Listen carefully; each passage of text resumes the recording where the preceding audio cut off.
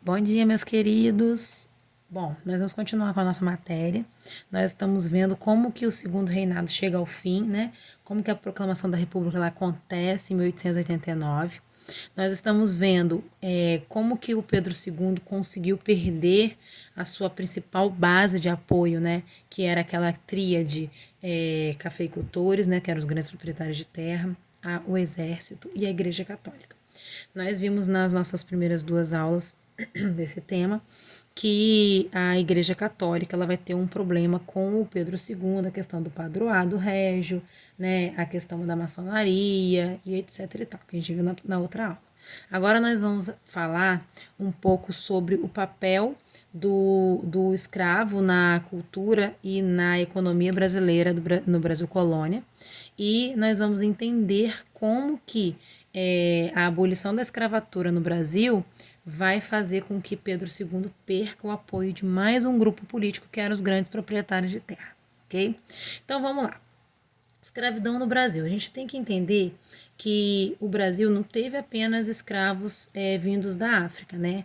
No início, lá em 1530, que é a data mais ou menos que você tem o início do processo de escravização, da inserção de escravos no Brasil, na economia brasileira, né, que é 1530 mais ou menos, foi iniciado esse processo com a tentativa de escravização dos índios brasileiros, tá?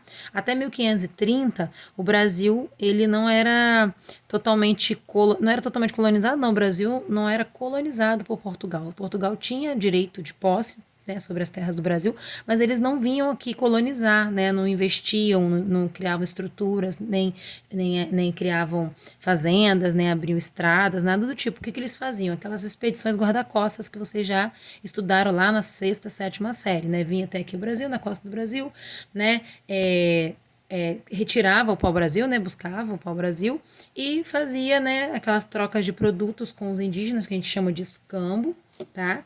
E enquanto o índio dava ao português o pau-brasil, né, derrubava as árvores para poder entregar os portugueses o pau-brasil, os portugueses davam aos indígenas objetos que não tinham valor, tá? Isso até 1530. A partir de 1530, esse processo ele vai se tornar mais difícil, porque os indígenas eles vão começar a não perceber utilidade nem finalidade em tirar tanta árvore, tanto pau-brasil da mata.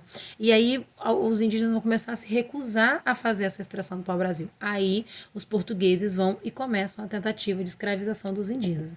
Eu falo tentativa, mas foi de fato, né, no século XVI e XVII, que os brasileiros, né, os indígenas brasileiros, eles vão começar a se tornar escravos, né, serem escravizados pelos portugueses, e vai ser mantido esse processo de escravização indígena durante muito tempo, tá? O problema que aconteceu de continuar sendo os indígenas a principal forma de mão de obra do Brasil, escrava, foi exatamente a presença jesuíta, né? Os jesuítas, eles eram catequizadores católicos que traziam, né, aqui para a América a religião católica, e aí eles queriam catequizar os indígenas, então eles lutavam para que esses indígenas eles não fossem escravizados e assim pudessem se tornar novos cristãos, né, novos católicos, digamos assim, tá?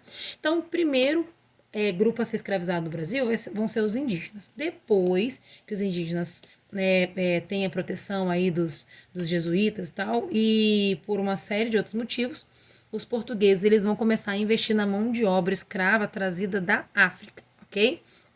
Como assim trazida da África? Bom, o que acontecia?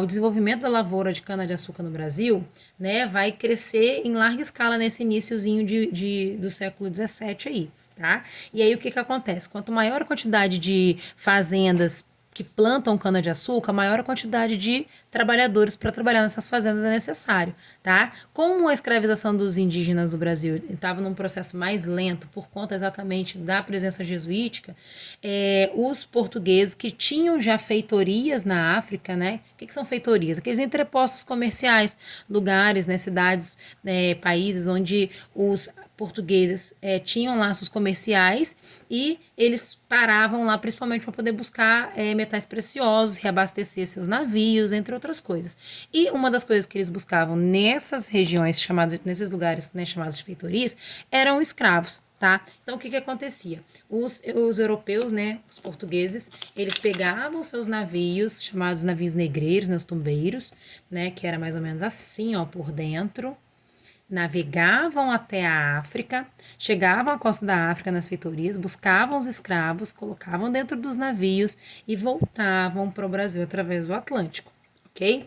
E aí o que que acontecia? Chegando aqui no Brasil, esse escravo que era trazido da África, ele era distribuído, né, vendido como um objeto, né, seres humanos vendidos como um objeto, para poder conseguir dar conta, digamos assim, do processo de plantio, colheita e transformação da cana em açúcar, que se tornou o principal produto da economia brasileira lá no início da colonização do Brasil, tá bom? Esses escravos, quando eles chegavam no Brasil, a viagem ela era extremamente perigosa, tá? E quando eles chegavam aqui no Brasil, o trabalho nas lavouras, ele era um dos trabalhos mais perigosos que existia. Por quê? Porque cortar a cana em si não era tão perigoso, digamos assim, mas o trabalho dentro das fazendas, principalmente o trabalho nas moendas, onde acontecia diversos acidentes, era muito comum acidentes acontecerem nesses moinhos, né? Por quê? Porque a maioria das vezes o escravo ele prendia a mão ou prendia o braço e acabava perdendo esses membros, né, nesse trabalho, tá? Mas pior ainda que esse trabalho, ainda era o trabalho nas fornalhas, tá? Nas fornalhas e principalmente nas caldeiras, porque as queimaduras elas eram constantes. Tá? E aí o trabalho na fazenda, na lavoura de cana, era um dos piores que existia, né? O escravo africano, ele chegava a trabalhar 20 horas por dia, sem se alimentar corretamente, né? Sem se alimentar direito, sofrendo castigos, maus tratos, tá? Sendo privado da sua cultura, sendo privado da sua liberdade. Então, era um processo muito difícil e muitos escravos perderam a vida por conta desse trabalho também, tá? No final do século XVII no Brasil, as grandes fazendas de café, por exemplo, e cana-de-açúcar, elas chegavam a ter mais de 100 escravos trabalhando dentro de uma mesma fazenda, beleza? Então, o que que acontecia? Quando acabava o trabalho do escravo na lavoura, eles iam para as senzalas. Lá nas senzalas, ou eles eram amarrados, né, acorrentados para que não pudessem fugir, ou então eles ficavam presos, né, amarrados, para que a fuga ela fosse inibida, tá? Os escravos, né, que trabalhavam nessas grandes fazendas, eles viviam num sistema de medo constante. Por quê? O medo era usado como um instrumento de dominação, tá? Os castigos corporais, eles eram intensos e constantes, tá? Torturas, por exemplo, como açoites, né, espancamentos, mutilações, o uso de sal para jogar nas feridas depois dos açoites, eles eram comuns. Marcar o escravo com fogo, né, em brasa, com ferro em brasa, também era uma constante que acontecia no Brasil. Isso tudo para que o escravo tivesse medo de fugir e ser castigado, tá? As chibatadas, né, o uso do tronco, ele era um instrumento de tortura e também de exemplo, né, onde o senhor, o dono do escravo, inibia que esse escravo fugisse e que outros também tentassem fazer a mesma coisa. Só que os escravos, né, os africanos, eles não aceitavam isso pacificamente, né? Os movimentos de resistência, eles eram constantes. Que tipo de movimentos de resistência? Fugas, tá? A desobediência também era uma forma de resistência, né? A formação dos quilombos também foi uma forma de resistência que aconteceu durante todo esse processo de escravização africana no Brasil, tá? E aí o que que acontece? Todo esse movimento de resistência negra no Brasil vai dar um primeiro passo, digamos assim, para que o processo de abolição da escravatura aconteça de fato, tá? Você vai ver, por exemplo, que os movimentos abolicionistas eles vão ganhar peso a partir de 1870, depois da Guerra do Paraguai. Só que a ideia de abolição vem sendo discutida no Brasil desde o processo de emancipação, desde 1822, só que de forma mais tímida e mais cautelosa, tá? Isso só vai ganhar força mesmo depois da Guerra do Paraguai. Mas o processo de abolição da escravatura do Brasil começa lá em 1850, tá? Com a Lei Eusébio de Queiroz. O que foi a Lei Eusébio de Queiroz? Era uma lei que proibiu o transporte de escravos através do Atlântico, né, da África para o Brasil. Por que essa lei ela acontece? Ela acontece porque o Brasil vinha sofrendo uma pressão muito grande dos ingleses para que pusesse fim à escravidão no Brasil. Tanto é que o Brasil foi o último país nas Américas a abolir a escravidão, tá? Isso vai acontecer muito por conta da pressão inglesa, essa abolição da escravatura no Brasil. Não é somente, né, por pressão inglesa, mas vai ganhar um grande peso por conta da Inglaterra estar participando, né, desse processo de pressão mesmo, de fazer com que o governo brasileiro tome uma atitude, tá?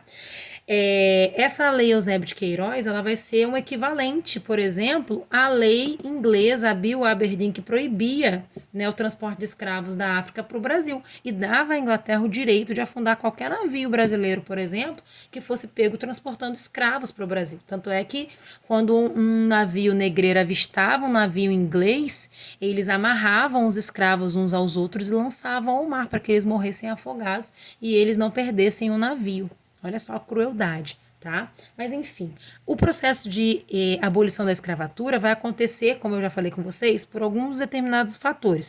O primeiro fator que eu falei com vocês foi a própria resistência negra mesmo, de não aceitar a escravidão, tá? O segundo vai ser a força e a pressão que a Inglaterra vai exercer sobre o governo brasileiro. Lembrando que o Brasil e a Inglaterra têm laços comerciais desde quando o Brasil ainda era colônia de Portugal, tá? Lembra da abertura dos portos que aconteceu, né, quando a família real do Brasil, portuguesa veio para o Brasil em 1808? Então, a Inglaterra era aquela nação amiga para quem os portos foram abertos. Então, os laços comerciais entre Brasil e Inglaterra, eles existiam e eles eram fortes. Então, o Brasil não podia se dar o luxo, por exemplo, de fazer com que a Inglaterra, por exemplo, se indispusesse com o governo brasileiro, tá? Lembrando que, gente, a Inglaterra não era um país bonzinho, maravilhoso, que via que a escravidão era algo desumano. Não, não por isso.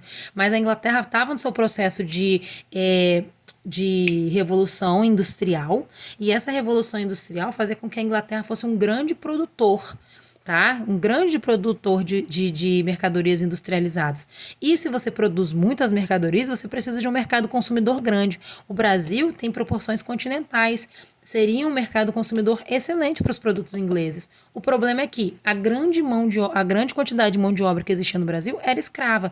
E como todo mundo sabe, escravo não ganha salário. Como que o escravo poderia consumir produtos ingleses? O Brasil não tinha mercado consumidor.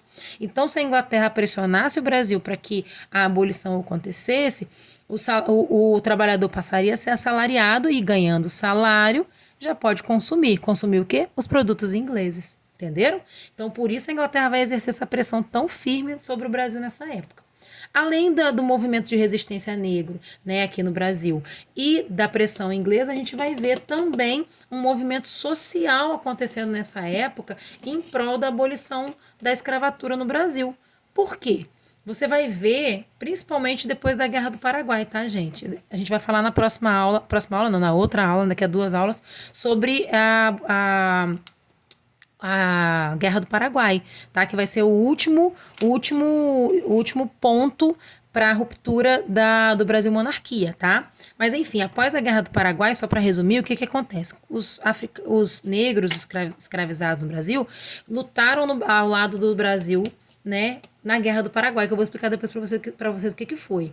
E o que acontece? Foi prometido a esses escravos que eles ganhariam liberdade caso lutassem ao lado do Brasil na Guerra do Paraguai. Eles foram, eles lutaram, o Brasil venceu, e o que aconteceu? Ninguém ganhou liberdade nenhuma, obviamente, tá? Então, isso vai ser um estopim para que a sociedade ela comece a se organizar para poder fazer com que a abolição ela aconteça de fato. O que acontece? Muitos advogados passam a defender os escravos ex-escravos contra seus senhores, né? Os jornais, eles vão começar a divulgar a ideia da abolição da escravatura como sendo algo que vai acontecer de fato no Brasil, que é questão de tempo para que isso aconteça, tá? Além de você ver surgir vários clubes republicanos nessa época, tá? Que vai divulgar e criar dentro da sociedade a ideia de que a escravidão era algo do passado e que não tinha mais sentido existir escravos no Brasil, sendo que a grande maioria da Europa já havia, da América e da Europa já havia abolido, né, há muito tempo a escravidão, tá? Aí o que que acontece? A gente vai ver, a partir de 1870, como eu falei com vocês, depois da Guerra do Paraguai, um processo de emancipação, de abolição da escravatura lento e gradual. Quanto mais lento fosse o processo de abolição, melhor para os donos de terras, que inclusive queriam ser indenizados por essa abolição, tá? E aí a gente vai ver, em 1871, por exemplo, ser aprovada a Lei do Ventre Livre. O que era a Lei do Ventre Livre? Era uma lei que dizia que todos os filhos de escravos nascidos a partir daquele momento ali, né, em 1871, eles eram livres, tá? Ah, a lei é boa? Sim, né, ajudou muito? Sim, mas ficou um pouco vago. Por quê? Porque a criança, ela era livre, mas a mãe não era. Como que uma criança que acabou de nascer poderia sobreviver sozinha? Além do que, a lei ela tinha a parte complementar, né? Que a criança ela tinha que trabalhar até 8 anos para poder ser liberta e só seria liberta aos 8 anos se tivesse como pagar uma indenização pro senhor. Agora, se não tivesse como, ela só seria libertada aos 21 anos.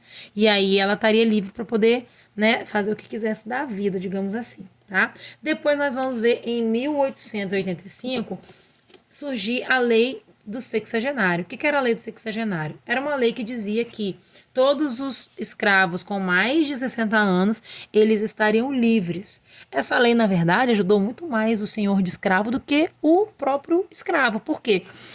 A média de vida na época era muito baixa. Quando o escravo chegava aos 60 anos, ele não tinha condições de fazer mais nada. Ele não tinha condições de trabalhar, ele não estava com a saúde bem, ele não conseguiria se sustentar, digamos assim. Sem contar que ele era tipo assim, ganhava liberdade, mas não tinha casa, não tinha estudo, não tinha onde ficar, não tinha onde morar, não tinha roupa do corpo. Então, essa lei foi mais pro dono do escravo se livrar, digamos assim, de um grupo de escravos que não estava trabalhando tanto quanto o jovem e que estava dando despesa tanto quanto um escravo novo. Entendeu? Então, essa lei ela vai atender muito mais o senhor de escravo do que o escravo em si, tá? Mas foi um processo de abolição também, tá? E aí, o que acontece? Essas leis aqui, ó, tanto a lei do sexagenário, quanto a lei do ventre livre, quanto a lei Eusébio de Queiroz, elas vão ser chamadas de leis para inglês ver. Por que leis para inglês ver? Porque tinham o intuito de fazer com que a Inglaterra acreditasse que a abolição da escravatura do Brasil estava acontecendo de forma gradual, mas estava acontecendo. E, de fato, a abolição não estava acontecendo, porque nem a lei do ventre livre, nem a lei do sexagenário dava liberdade em si. Dava liberdade para o escravo que já estava à beira da morte, e dava liberdade ao escravo que não conseguiria sobreviver sozinho, que deveria ficar dependendo da mãe, consumindo dentro da fazenda e gerando uma dívida que ele teria que pagar com trabalho depois escravo. Quer dizer, não ia ser liberto, tá? Nem a Lei Eusébio de Queiroz a gente pode dizer que funcionou muito mesmo. Por quê? Porque mesmo depois da Lei Eusébio de Queiroz, você continuou tendo escravos chegando no Brasil nessa época, porque eles usavam os portos menos guarnecidos, menos vigiados.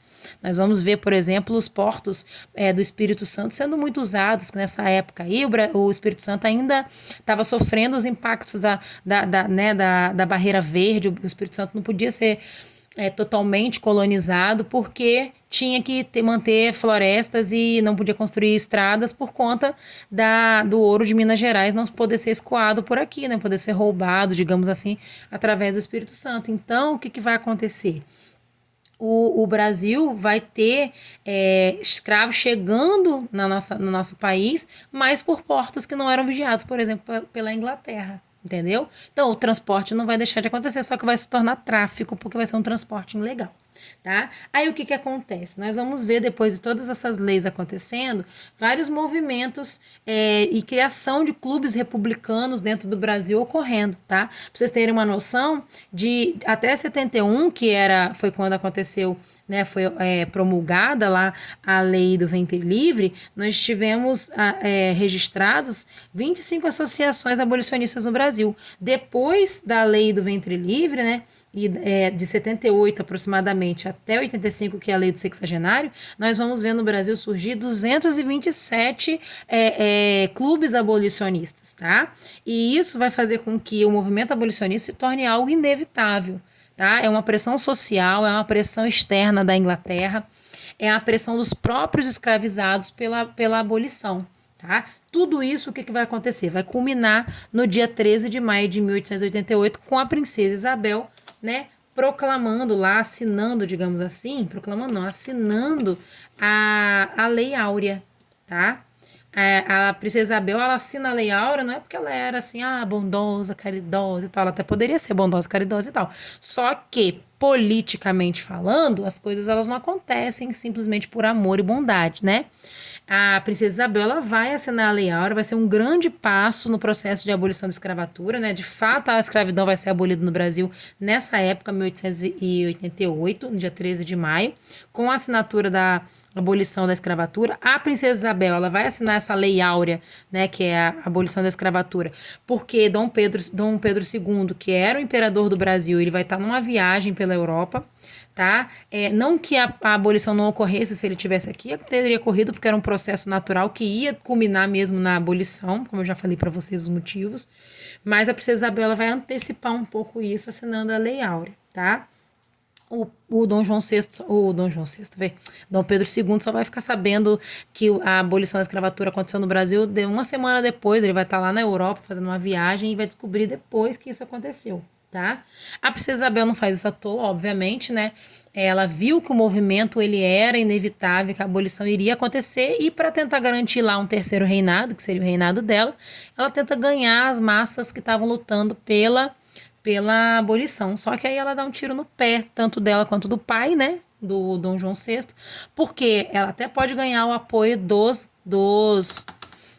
abolicionistas, mas ela vai perder, e aí o Império do Brasil vai perder o apoio dos grandes latifundiários, que são os grandes proprietários de terra, e como eu falei com vocês no primeiro vídeo, é um dos pilares que sustentava o governo de Pedro II, entenderam?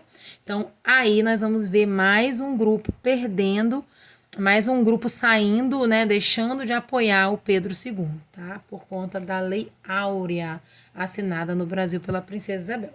A Lei Áurea ela vai dar abolição à escravatura, né? Os escravos vão deixar os africanos no Brasil vão deixar de ser escravos, mas ela não vai garantir a sobrevivência dessas pessoas. O que vai acontecer? Né? Os escravos eles vão ser libertos sem indenização, sem terra para onde ir, para onde morar, sem instrução, porque eles não sabiam, né? Não havia sido ensinado leitura, por exemplo, ler, escrever, contar essas coisas. Vai ser um grupo de pessoas que vai carregar durante muitos e muitos anos, até os dias de hoje, né, uma carga de preconceito muito grande, porque durante muitos anos no Brasil a sociedade entendia como correto e natural castigar, maltratar e humilhar, né, esse grupo, e para tirar isso da sociedade brasileira demorou muitos e muitos anos, e ainda hoje a gente vê pessoas com esse pensamento arcaico, com esse pensamento medíocre, que não vê igualdade, que não vê igualdade entre as pessoas, que enxerga, não sei o que enxerga, né, para poder entender, achar que uma pessoa é diferente da outra, se todos somos iguais. Mas enfim, tudo isso vai fazer com que a população negra no Brasil, ela acabe passando por um processo de marginalização. E aí, até hoje, né, o Brasil ainda luta para poder tirar esse estigma da população negra e dar, né, e fornecer e permitir que as pessoas elas tenham os mesmos direitos, né, mediante as mesmas obrigações, ok?